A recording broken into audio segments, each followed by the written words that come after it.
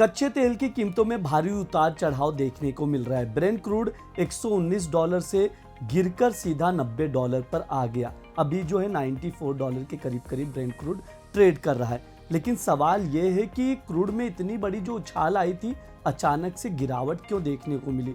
कुछ ही घंटों में 6% से ज्यादा क्रूड का भाव गिर गया।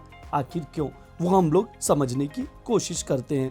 युद्ध जो चल रहा है अमेरिका, इजराइल और ईरान के बीच, उसको लेकर ट्रंप ने एक बड़ा बयान दिया, जिसके बाद प्राइसेस में जबरदस्त गिरावट देखने को मिली है।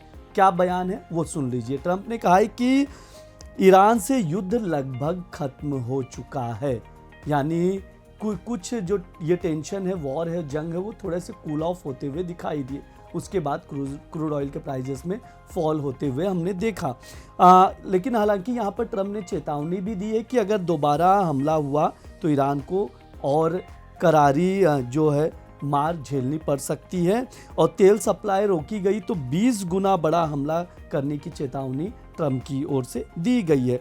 साथ ही ट्रंप ने यह भी कहा कि स्टेट ऑफ हॉर्मुज पर कब्जे के विकल्प पर विचार किया जा रहा है। ईरान के 80% मिसाइल नष्ट कर दिए गए हैं, मिसाइल लॉन्चर नष्ट कर दिए गए हैं, ये ट्रंप की ओर से दावा किया गया है। ट्रंप ने यह भी कहा कि अमेरिका कई मायनों में पहले ही जीत चुका है। अब अगर ईरान ने चालाकी की तो उस देश का अंत हो जाएगा, यानी ईरान का अंत कर देने की धमकी ट्रंप की ओर से दी गई है।